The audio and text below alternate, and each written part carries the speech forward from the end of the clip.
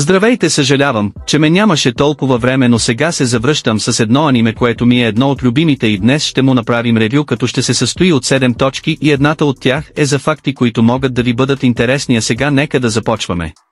Кой стои зад Demon Slayer? Анимето е създадено по мангата на Коюхару Ботоге, която започва да излиза през 2016 година. Адаптацията в аниме е дело на студио UFO TABLE, което е известно със своите впечатляващи анимации и визуални ефекти.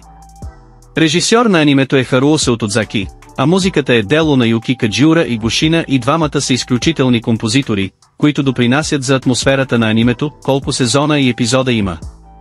Сезон 1, 2019. Първият сезон има 26 епизода и следва историята на Танжиро, който става убиец на демони, за да спаси сестра си Незуко, която е превърната в демон. Филмът M-Train 2020. След първия сезон излезе филмът Emoji M-Train, който продължава директно историята и стана най-късовото аниме на всички времена, дори надминавайки Дух в броня. Сезон 2, 2021-2022. Сезонът е разделен на две части: арката на Emoji M-Train, адаптация на филма в епизоди, и Entertainment District Arc, която представя нови мощни противници. Сезон 3, 2023 фокусира се върху SWORDSMITH Village Arc, където Танжиро среща нови съюзници и се изправя пред още по-силни демони. Историята на Demon Slayer.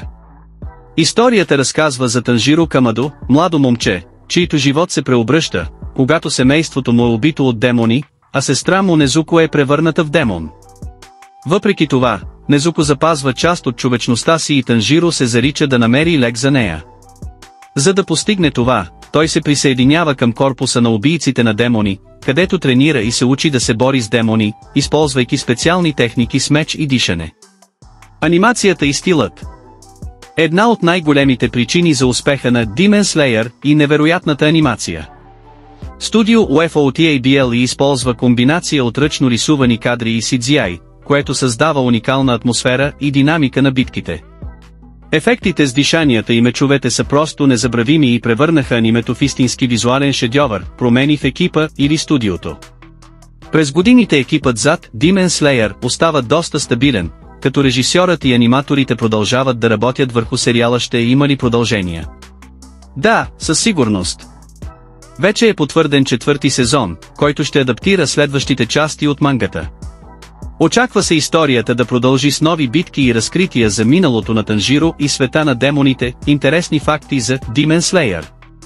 Факт: филмът Emoji M-Train и първият аниме филм, който оглавява бокс-офиса в САЩ за първи път от над 20 години. Факт: Незуко има специална бамбукова муцуна, която носи, за да не хапе хора и да сдържа демонската си природа. Факт: мангата на Demon Slayer е продала над 150 милиона копия по целия свят, което я прави една от най-продаваните манги в историята. И това беше от видеото. Ако искате още такива ревюта, може да напишете долу в коментарите. Завръщат се с изключително много идеи, така че скоро очаквайте доста интересни неща.